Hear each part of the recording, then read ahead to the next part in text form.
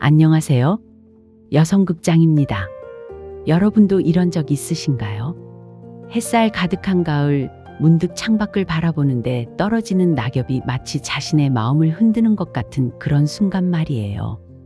창밖으로 떨어지는 은행잎 소리가 유난히 시끄럽게 들리던 그 오후, 저는 거실 창가에 앉아 손끝을 비볐어요. 차가워진 손끝이 마치 제 마음을 닮은 것 같았습니다. 남편은 아침 6시가 되면 어김없이 출근을 합니다. 늘 그렇듯 뒤돌아보지도 않고 퉁명스럽게 한마디 하고 나갑니다.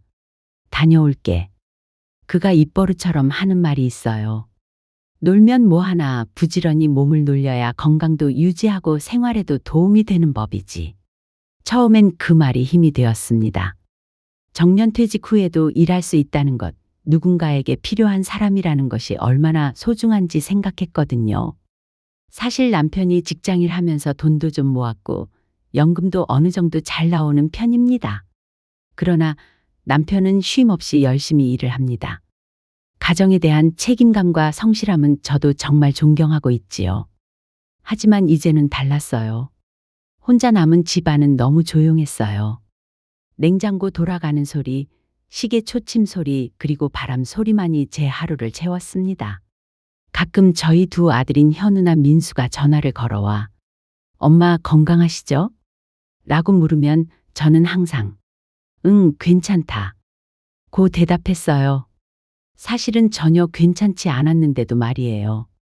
저희 두 아들도 직장 생활로 인해서 몇 년 전부터 따로 살고 있답니다. 친구들 단톡방을 열어보면 부부 동반 여행 사진들이 쏟아졌어요. 제주도 억새밭에서 손을 잡고 서 있는 은주 언니, 경주 불국사에서 환하게 웃고 있는 미경이까지. 모두들 행복해 보였습니다.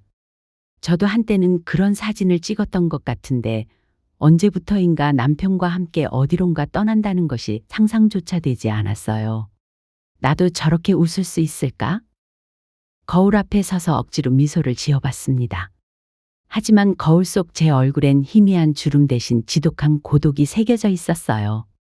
61년을 살아오면서 가족을 위해, 남편을 위해, 아이들을 위해 달려왔는데 정작 저 자신을 위한 시간은 언제 가져봤는지 기억이 나지 않았습니다. 그날도 현관 신발장 위에 놓인 독서 모임 전단지를 바라봤어요. 동네 도서관에서 나눠준 것이었는데 벌써 한 달째 같은 자리에 있었습니다. 매주 목요일 오후 2시 중년 여성을 위한 독서와 대화 모임. 글씨 하나하나가 제게 속삭이는 것 같았어요. 한번 용기 내어보세요. 하지만 발걸음이 쉽게 떨어지지 않았어요. 새로운 사람들을 만난다는 것, 제 이야기를 털어놓는다는 것이 두려웠거든요. 혹시 저처럼 외로운 사람이 또 있을까요? 혹시 제가 너무 유별난 건 아닐까요? 가을볕이 창가로 스며들면서 방 안을 따뜻하게 데워줬어요. 그 햇살을 받으며 문득 깨달았습니다. 이 외로움이 제 잘못은 아니라는 것을요. 오랜 세월 누군가를 위해 살다 보면 정작 자신이 누구인지 잊게 되는 것이 당연할지도 모른다고 생각했어요. 그날 오후 저는 독서 모임 전단지를 손에 꼭 쥐고 결심했습니다. 이대로는 안 된다고요. 61년의 삶이 끝난 것이 아니라 이제 진짜 제 삶이 시작되는 것일지도 모른다고 말이에요. 창밖 은행나무에는 아직도 많은 잎들이 남아 있었어요.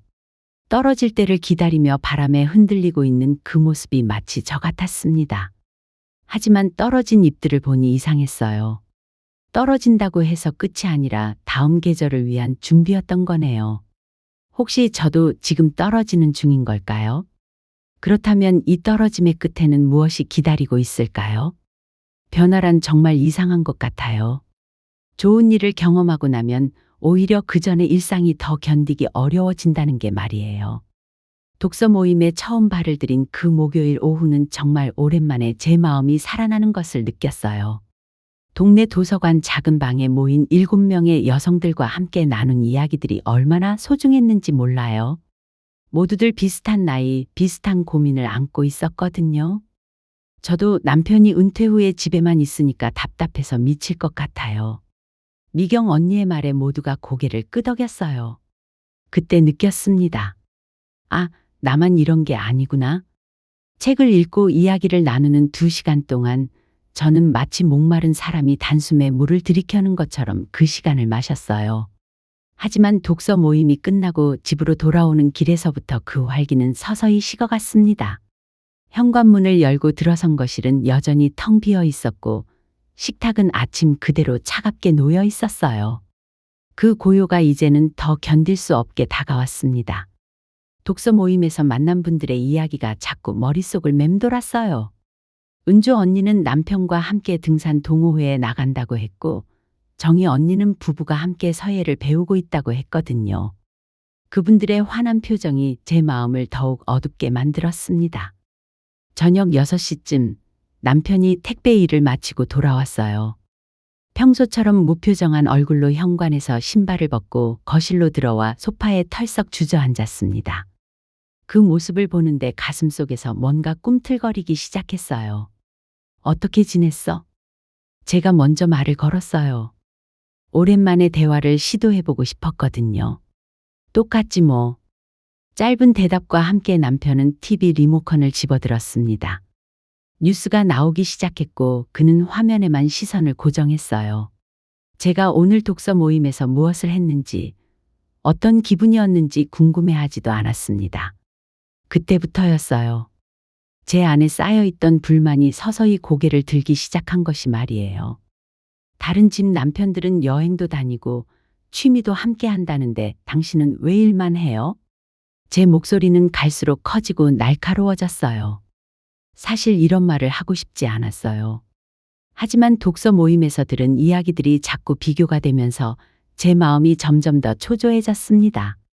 남편은 고개를 돌린 채 짧게 말했어요. 내가 이해 못할 거야. 나도 나름 이유가 있어. 그 말이 더 큰 불씨가 됐습니다. 이해 못할 거라니요? 40년 가까이 함께 살아온 아내가 이해 못할 거라는 그 말이 얼마나 상처가 되는지 아실까요? 이게 이유예요. 나한테 평생을 일방적으로 희생만 강요하면서 제가 소리를 질렀어요. 그동안 참고 참았던 모든 것들이 한꺼번에 터져나왔습니다. 아이들 키우느라 제 꿈을 포기했던 것, 남편 뒷바라지하느라 제 시간을 내어주었던 것, 그리고 지금까지도 혼자서 모든 것을 감내하고 있는 것까지 말이에요. 남편도 더는 참고 있지 않았어요. 너도 나를 이해해 본 적 없잖아. 나 혼자 가족 먹여 살리면서 어떤 마음이었는지 알기나 해. 그의 목소리에도 40년간 쌓인 피로와 원망이 묻어 있었어요. 우리는 서로를 바라보며 처음으로 진짜 속마음을 터뜨렸습니다. 하지만 그것은 대화가 아니라 일방적인 상처 주고받기였어요. 그날 이후 우리는 같은 집에 살면서도 마치 서로를 모르는 사람처럼 말을 끊었습니다. 아침에는 짧은 인사조차 없이 저녁엔 각자의 방으로 들어갔어요. 거실에서 마주치면 어색하게 시선을 피했고 밥상을 같이 앉아도 오직 수저 소리만 들렸습니다. 이상했어요. 분명히 제가 원했던 것은 남편과의 대화였는데 결과는 더 깊은 침묵이었거든요. 혹시 제가 너무 성급했던 걸까요? 아니면 이미 우리 사이에는 너무 많은 것들이 쌓여서 한 번의 대화로는 해결될 수 없는 걸까요? 독서 모임에서 만난 분들은 어떻게 남편과의 관계를 회복했을까요? 그분들도 이런 시간을 겪었을까요? 가을이 깊어갈수록 우리 집안의 침묵도 더 깊어져 갔어요. 하지만 이상하게도 포기하고 싶지는 않았습니다. 아마 독서 모임에서 만난 희망 때문이었을 거예요. 다른 사람들이 해낸 일이라면 저도 할 수 있지 않을까 하는 작은 믿음 말이에요. 과연 이 침묵의 벽을 어떻게 뚫고 나갈 수 있을까요? 인생에는 정말 예고 없이 찾아오는 순간들이 있어요. 그 순간이 오기 전까지는 당연하다고 생각했던 모든 것들이 사실은 얼마나 소중했는지 깨닫게 되는 그런 순간 말이에요. 그런 날들이 이어지던 어느 목요일 저녁이었어요. 독서 모임을 마치고 버스에서 내려 집으로 걸어가는 길이었습니다. 가을 저녁 공기가 차갑게 뺨을 스쳤고 가로등 불빛이 하나둘 켜지기 시작했어요. 오늘도 집에 가면 그 차가운 침묵이 기다리고 있겠구나 싶어서 발걸음이 무거웠습니다. 그때 핸드폰이 울렸어요. 화면에 남편이라는 글자가 떠올랐습니다. 요즘 들어 거의 통화다운 통화를 한 적이 없었는데 이상했어요. 혹시 뭔가 필요한 것이라도 있나 싶어서 전화를 받았습니다. 여보, 나 계단에서 굴렀어. 다리가 병원으로 와줘. 평소 무뚝뚝한 그의 목소리가 떨리고 있었어요. 그 떨리는 목소리 뒤로 사이렌 소리와 사람들의 웅성거림이 들렸습니다. 순간 머릿속이 하얘졌어요. 어디? 어느 병원이야? 제 목소리도 떨리기 시작했어요. 남편이 병원 이름을 말해줬지만 정신이 없어서 다시 물어봐야 했습니다. 전화를 끊고 나서 심장이 내려앉았어요. 설마라는 생각과 함께 다리가 풀려 제대로 서 있을 수가 없었습니다. 급하게 택시를 잡는 제 손이 부들부들 떨렸어요. 택시 기사분께 병원 이름을 말씀드리며 빨리 가달라고 부탁했습니다. 택시가 달리는 동안 창밖 풍경이 빠르게 지나갔지만 정작 제 머릿속은 멈춘 것 같았어요. 그 순간 내가 남편에게 퍼부었던 말들이 송곳처럼 가슴을 찔렀습니다. 당신은 왜 일만 해요? 나한테 평생을 일방적으로 희생만 강요하면서. 몇 주 전 거실에서 소리를 지르며 했던 그 말들이 하나하나 되살아났어요. 그때는 정말 억울하고 답답한 마음에 했던 말이었는데 지금 생각해보니 얼마나 잔인한 말이었는지 깨달았습니다. 남편이 왜 그렇게 일에 매달렸는지, 왜 쉬지 못했는지 그때는 이해하려고 하지 않았어요. 그저 제 외로움과 서운함만 생각했을 뿐이었습니다.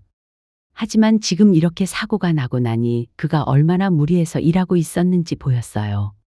병원에 도착했을 때 응급실은 온통 새하얀 불빛과 소독약 냄새로 가득했어요.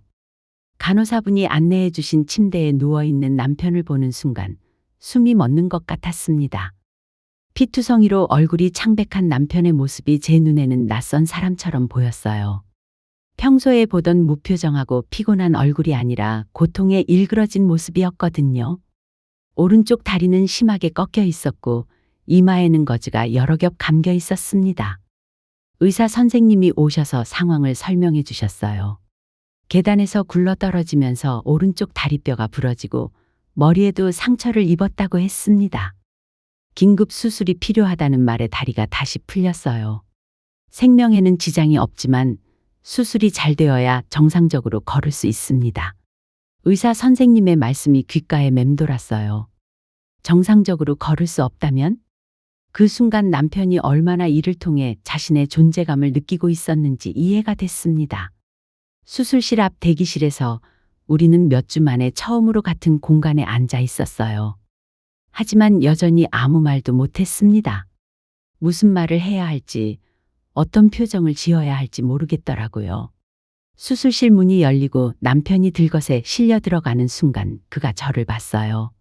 그 짧은 순간 그의 눈에 어린 미안함과 두려움이 제 마음을 무너뜨렸습니다. 미안하다는 말을 하려는 것 같았어요. 그런데 미안해해야 할 사람은 저였습니다. 그가 몸을 다쳐가며 일하는 동안 저는 그를 이해하려는 노력조차 하지 않았으니까요. 수술실 불빛이 켜지고 저는 하얀 벽만 바라보며 앉아 있었어요. 시계 초침 소리만 가슴 아프게 들렸습니다. 그때까지도 저는 몰랐어요. 정말 중요한 것이 무엇인지, 제가 진짜 잃고 싶지 않은 것이 무엇인지 말이에요. 독서 모임에서 만난 언니들의 행복한 모습들이 다시 떠올랐어요. 하지만 이제는 그 행복이 단순히 남편과 여행을 다니거나 취미를 함께하는 것에서 오는 게 아니라는 걸 알 것 같았어요. 서로를 이해하고 서로를 걱정하고 서로를 아끼는 마음에서 오는 것이었겠죠. 수술실 문 앞에서 기다리며 생각했어요. 만약 남편이 무사히 수술을 마치고 나온다면 그때는 정말 다르게 해야겠다고요. 더 이상 서로에게 상처 주는 말은 하지 말고 진짜 서로를 이해하려고 노력해야겠다고요. 과연 이 긴 밤은 언제 끝날까요? 그리고 우리에게는 다시 시작할 기회가 주어질까요? 때로는 가장 좁은 공간에서 가장 넓은 마음을 만나게 되는 것 같아요. 그리고 가장 아픈 순간에 진짜 치유가 시작되기도 하고요. 수술이 성공적으로 끝났다는 의사 선생님의 말씀을 들었을 때 저는 그제야 숨을 쉴 수 있었어요. 하지만 안도감과 함께 또 다른 막막함이 찾아왔습니다. 이제 어떻게 해야 할까요? 며칠 동안 계속 간병을 해야 하는데 우리 사이의 그 어색함은 어떻게 해결해야 할까요? 병실은 2인실이었어요. 다행히 옆 침대는 비어 있어서 우리만의 공간이었습니다. 남편은 다리에 깁스를 하고 침대에 누워 있었고 저는 그 옆 간병용 의자에 앉아 있었어요. 그런데 이상하게도 같은 방에 있으면서도 서로 말을 거의 하지 않았습니다. 물 좀 줄까요? 아픈 데는 없어요? 괜찮아. 딱 필요한 말만 주고받을 뿐이었어요. 적대감과 미안함이 뒤엉킨 침묵만이 하얀 병실을 가득 채웠습니다. 저는 남편이 아파서 누워있는 게 제 탓 같아서 미안했고, 동시에 그동안 쌓인 서운함이 하루아침에 사라지지도 않았거든요. 남편도 마찬가지였을 거예요. 제가 간병을 해주는 것에 대해서는 고마웠겠지만, 며칠 전거실에서 다툰 말들이 여전히 가슴에 남아 있었을 테니까요. 하루, 이틀, 사흘이 지나도 우리는 그런 식이었어요. 간병인보다도 못한 사무적인 대화만 오갔습니다. 그런데 사실 저는 속으로 많은 생각을 하고 있었어요. 남편이 잠들어 있는 모습을 보면서 그의 주름진 얼굴과 거칠어진 손을 보면서 40년 가까이 함께 살아온 세월이 주마등처럼 지나갔습니다. 언제부터였을까요? 우리가 이렇게 멀어진 게 말이에요. 신혼 때는 분명히 서로를 이해하려고 노력했는데 아이들 키우고 살림하느라 정신없는 사이에 언제부턴가 각자의 역할에만 충실하게 된 것 같았어요. 넷째 날 밤이었어요. 남편이 자다가 아픈지 끙끙거리는 소리에 잠이 깼습니다. 남편이 몸을 일으키려다가 얼굴을 찡그렸어요. 깁스한 다리 때문에 움직이기 힘들었을 텐데도 제 얼굴을 똑바로 보려고 애쓰는 것 같았습니다. 미안해, 아파서 잠이 안 오네. 남편의 목소리는 처음으로 울컥했어요. 그리고는 갑자기 흐느끼기 시작했어요. 40년 가까이 함께 살면서 남편이 우는 소리를 들어본 건 정말 오랜만이었습니다. 아니, 어쩌면 처음이었을지도 모르겠어요. 그 순간 우리는 둘 다 울었어요. 수십 년의 오해와 서운함이 눈물 속에 터져 나왔습니다. 저는 간병용 의자에서 일어나 남편의 손을 잡았어요. 깁스 때문에 꼼짝 못하는 남편은 제 손을 꼭 쥐었고요. 미안해, 정말 미안해. 우리는 서로에게 사과했어요. 남편은 혼자서만 끙끙 앓으며 저를 외롭게 만든 것을. 저는 남편의 두려움을 이해하지 못하고 원망만 했던 것을 말이에요. 병실이라는 좁은 공간이 처음으로 서로의 속마음을 터놓는 고백의 방이 되었어요. 하얀 벽과 차가운 바닥, 소독약 냄새가 가득한 그곳에서 우리는 40년 만에 처음으로 진짜 대화를 나눈 것 같았습니다. 앞으로는 말해줘요. 힘든 일이 있으면, 무서운 일이 있으면 나한테 말해줘요. 제가 남편에게 부탁했어요. 너도 외로우면 말해. 나도 너를 더 챙겨주고 싶었는데 어떻게 해야 할지 모르겠더라고. 남편도 대답했어요. 그날 밤 우리는 정말 오랜만에 함께 이야기를 나눴어요. 남편의 직장 생활이 얼마나 힘들었는지, 저의 육아와 살림이 얼마나 외로웠는지, 그동안 서로에게 말하지 못했던 모든 것들을 털어놓았습니다. 새벽이 되어서야 남편이 다시 잠들었어요. 저는 그의 잠든 얼굴을 바라보며 생각했습니다. 이렇게 간단한 일이었구나. 그냥 서로 말하기만 하면 되는 일이었는데 우리는 왜 이렇게 오랫동안 돌아왔을까요? 하지만 이제라도 늦지 않았어요. 남편의 다리가 다 나으면 우리는 정말 새로운 시작을 할 수 있을 것 같았습니다. 병실 창으로 새벽 햇살이 들어왔어요. 따뜻하고 부드러운 빛이 우리를 감싸는 것 같았습니다. 어떤 사랑은 폭풍우가 지나간 후에야 더 단단해지는 것 같아요. 마치 비바람의 뿌리를 더 깊이 내린 나무처럼 시련을 겪고 나서야 진짜 모습을 드러내는 그런 사랑 말이에요. 병실에서의 그날 밤 이후 우리 사이에는 미묘한 변화가 시작됐어요. 겉으로 보기엔 똑같았습니다. 저는 여전히 남편을 간병했고 남편은 여전히 침대에 누워 있었거든요. 하지만 공기가 달랐어요. 그 무거운 침묵 대신 따뜻한 조용함이 병실을 채웠습니다. 오늘은 어때요? 아픈 데 없어요? 같은 말이었지만 이제는 진심이 담겨 있었어요. 남편도 달랐습니다. 고마워. 견딜만해. 짧지만 진심 어린 대답을 해주었거든요. 일주일 후 드디어 재활치료가 시작됐어요. 물리치료실로 가는 휠체어를 밀면서 저는 묘한 설렘을 느꼈습니다.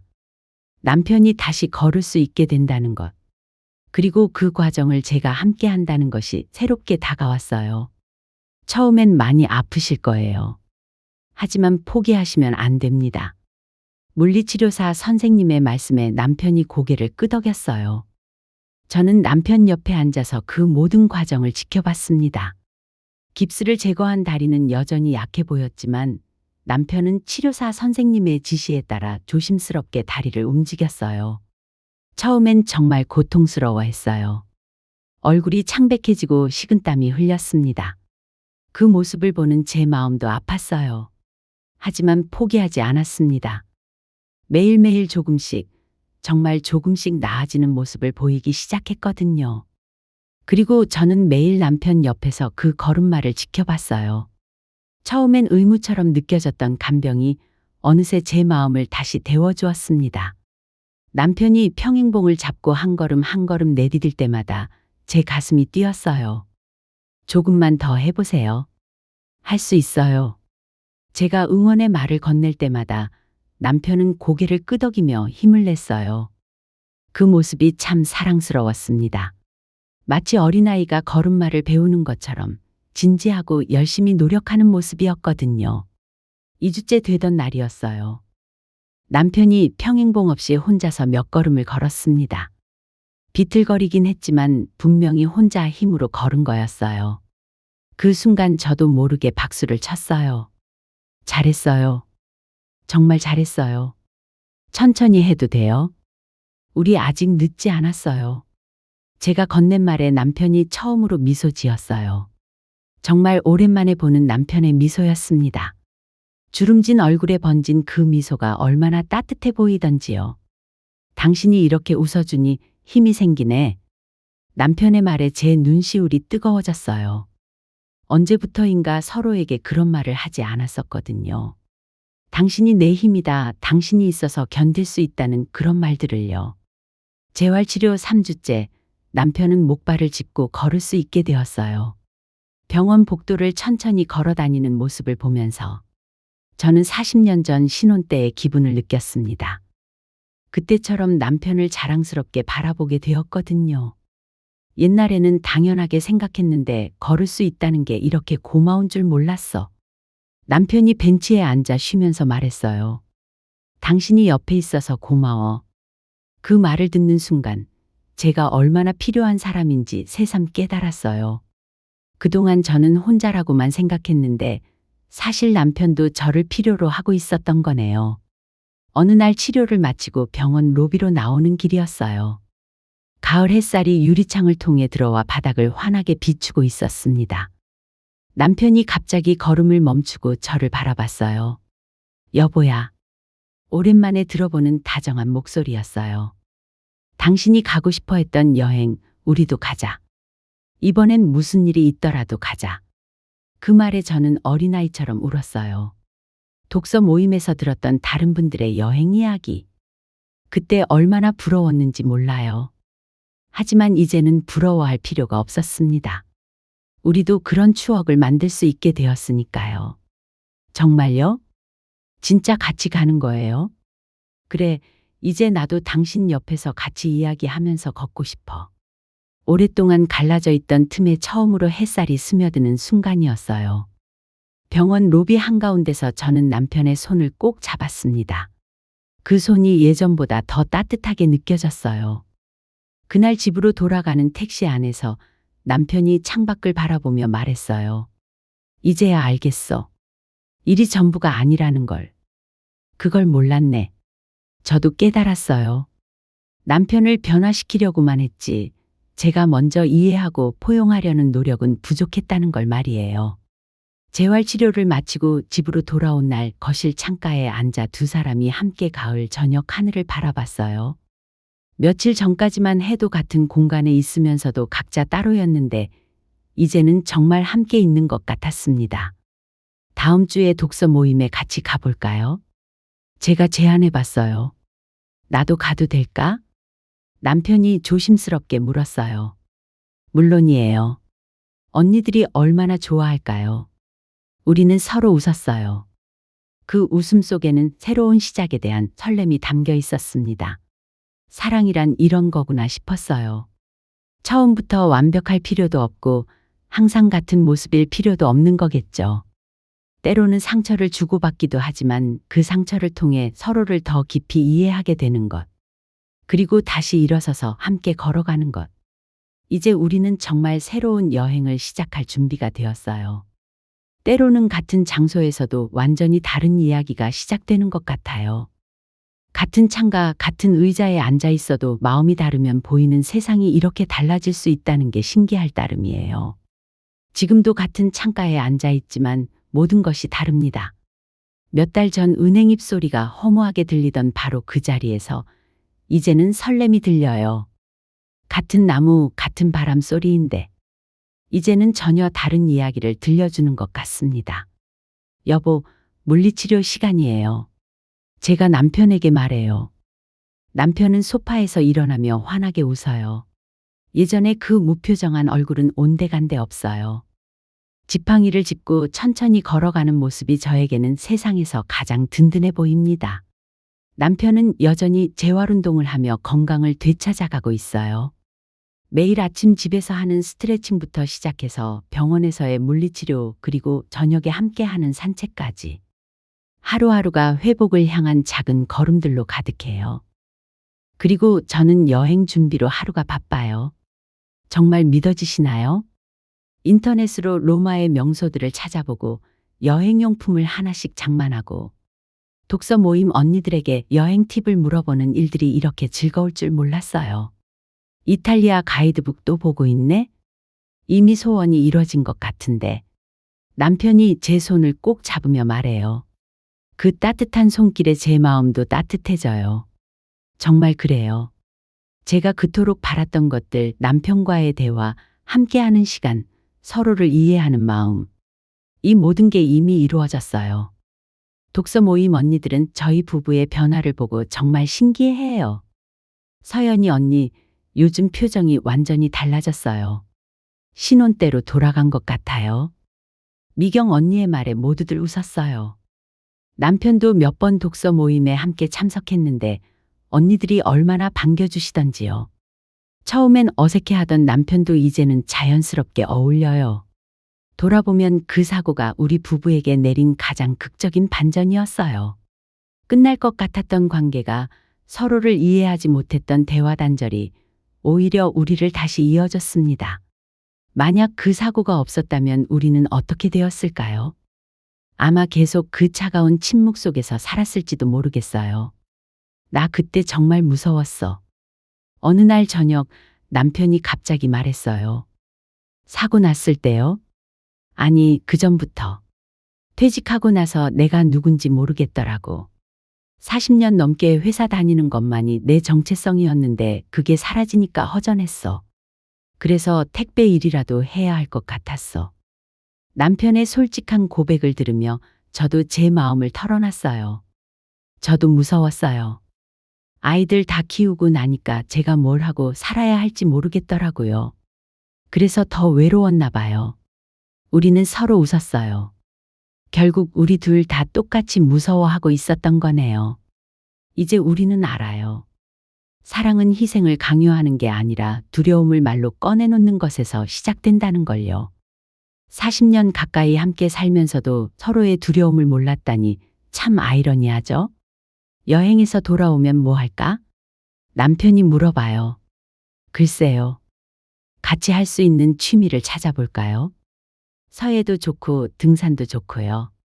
창밖으로는 새로운 계절이 다가오고 있어요. 겨울을 지나 다시 봄이 올 것이고 우리도 새로운 계절을 맞이할 준비가 되어 있어요. 여행 가방을 꾸리면서 생각해 봤어요. 정말 중요한 건 어디로 가느냐가 아니라 누구와 함께 가느냐라는 걸요. 로마든 파리든 심지어 동네 공원이든 상관없어요. 남편과 함께라면 어디든 특별한 여행이 될 거예요. 남은 날들을 함께 웃고 함께 꿈꾸며 살겠다는 확신이 우리를 지탱해요. 아직 젊지 않다고요? 천만에요. 진짜 인생은 지금부터 시작인걸요. 우리는 지도를 펼쳐놓고 함께 꿈을 꿔요. 아직 가보지 못한 곳들, 아직 만들지 못한 추억들이 우리를 기다리고 있어요. 창가에 앉아 석양을 바라보며 저는 확신해요. 우리의 이야기는 지금부터가 진짜 시작이라는 걸요. 그리고 그 이야기는 분명 아름다울 거라는 걸요. 손을 맞잡고 함께 걸어갈 길이 우리 앞에 펼쳐져 있어요. 그 길 위에서 우리는 계속 사랑을 배워갈 거예요. 진짜 사랑이 무엇인지, 함께 한다는 것이 얼마나 소중한지를 말이에요. 은행잎이 다시 떨어져도 이제는 외롭지 않을 거예요. 우리에게는 함께 걸어갈 길이 있으니까요. 오늘 이야기는 여기까지입니다. 여러분의 생각은 어떠신가요? 댓글로 여러분의 의견을 나누어 주시면 좋겠습니다. 구독, 좋아요, 그리고 알람을 설정해 주시면 더욱 풍성한 이야기로 다시 찾아뵙겠습니다.